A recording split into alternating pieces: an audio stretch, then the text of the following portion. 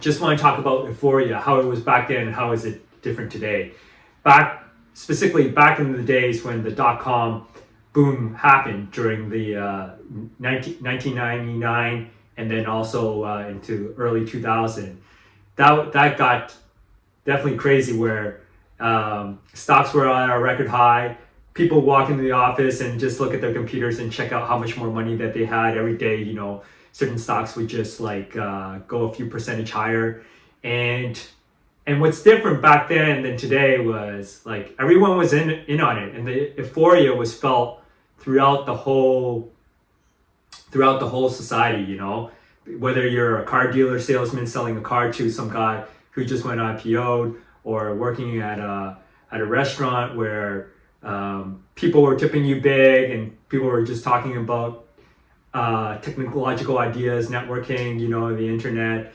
And also what was different back then was everybody was buying stocks. It could be the doctor, it could be the waiter. It was like, everyone was feeling the euphoria. And then kids, that were university kids, I'm talking about, they didn't even care about what grades they were getting at that time. They were just like, let's graduate, or some of them would just take some signing bonus, 5,000, 10,000, 20,000, at that time, nice salary. But what was more important was like how much stock that they were going to give you when you join the company, so that you can get rich and not just like having like a nice salary. And so those are quite the times. And there's one company, and when the stock split, when the stock split, it doesn't create any new anything out of thin air. It's just the same, although it might help people buy the stock in integer value or trade options a little bit more easier with less money. But it's like a hot dog. If you cut the hot dog in two, you split it in two, you still have two hot dogs. And so this company would have to celebrate their stock split, they would have a banana split day on Fridays. And I remember everybody showing up. They're so happy. It was a banana split, and they're talking about how the stock is just gonna go up after the split. And I guess it was true, but it was like that's just how crazy it was. And today now we have AI. The AI wave, and what's different is now the companies these days they're making money and they're investing. They're hyperscalers. They have deep pockets. Other companies too, big companies that investing in AI. You got obviously the big dogs like Nvidia making chips, Broadcom, and then you got people making data centers like Oracle for all the hyperscalers, and Facebook, Google, Microsoft, OpenAI. So it's different. Where back then the dot-com era reached a height, and it was just to the point where money was just flowing around. It was easy money. Companies didn't have to make any money. They just roped together a bunch of engineers, called their company something, and then somebody would buy them out after they started their project. And companies had to buy other companies, because these startups, because one reason was it was so that you have some exciting news to prop up your stock and to stay competitive. And then when everything started to fall apart, or did not fall apart, there was like these financial engineering not so legit engineering financial methods in the books to justify for write-offs, loss, and goodwill losses, you could say. So these days, like, companies are making money. They're spending it. AI's definitely moving forward and up, and spending continues to grow. And also, unlike those days, like in the present days, companies are staying lean. And one of the reasons is like we're in a very data-centric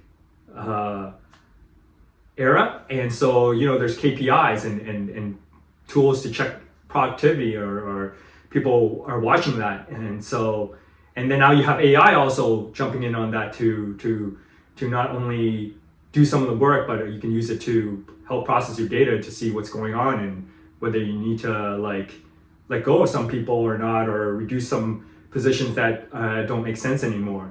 And so companies are staying lean, and it's not like they're going to tip over. But what's interesting is the economy, I believe it's kind of like soft, especially given the high interest rates. And so the hotspot is also localized in the really the AI arena. And there may be some other hotspots here and there too, but mainly the AI arena, and for certain companies that are reaping the rewards of selling the pickaxes and the shovels in this gold rush. You know, that like Nvidia or people building out data centers like Oracle, CoreWeave, you know, which recently announced a deal with OpenAI like a few days ago, last week, and then that contract, like I think it was like 6.5 billion.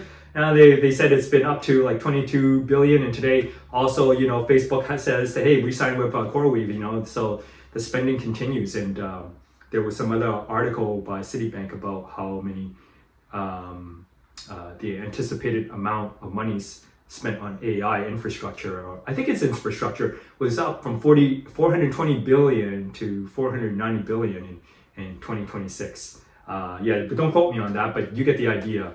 And so from here, like I think things will hold steady. If people, some people might get left out. I mean, that's just generally how it is. You know, just like crypto, where some people bought some crypto and it shot through to the moon, and they were like, overnight millionaires almost, right? And Jerome Powell has said that in his rate cut meeting. I didn't actually listen to the actual the recording or the speech, but through some articles he was saying that AI is gonna also further distant the have-nots and the ones that do have something, you know, the wealth and the poor. And but that's true throughout time. So nothing's changed. And you know, he also said later on that the equity market is pretty expensive. You know, stocks are pretty priced really high, and which is true. So it's kind of like, how do you, if you're not into buying AI related stocks, you feel like you're going to get left out, but then you don't want to miss the boat. So you gotta think about how you're going to tiptoe in. Is it now a good time to tiptoe in? Should you tiptoe in? How much?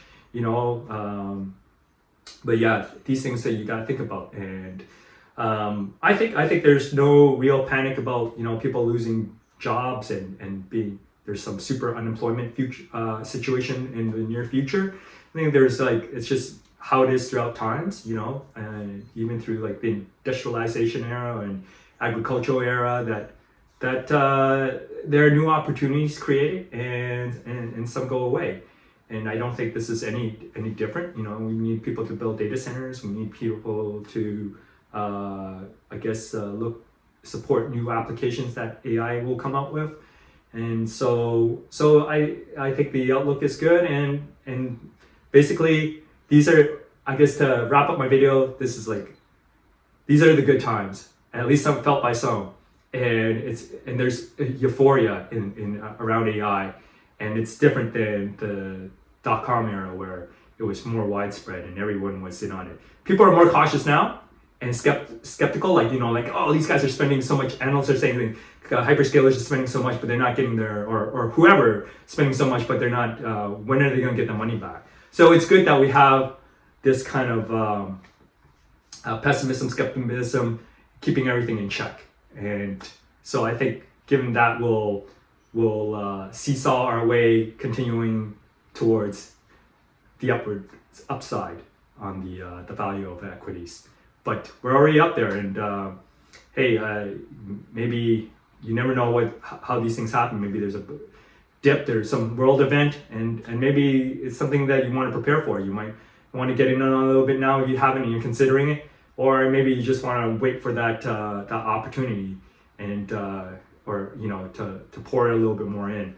But of course, like similar to the analogy with housing, is like some people thought housing was overpriced and they would wait for a crash or whatever, and it never happened, and they kept missing out and they get priced out, and that could happen here, you know. But I guess my point is, it's something to think about, and the AI is something real, and something that we can stand on as we move forward in the future. All right. Anyways, I thought I'd just make this video and talk a little bit about this, about the how AI will cause basically the rich to get richer and some people to stay where they are and get left behind. That's just how it is. And so yeah, you can position yourself to anticipate for this and try to not get left behind if you feel like you're in that kind of position. All right, that's it for this video. Don't forget to like if you do and subscribe if you don't want to miss another one. All right, catch you next time.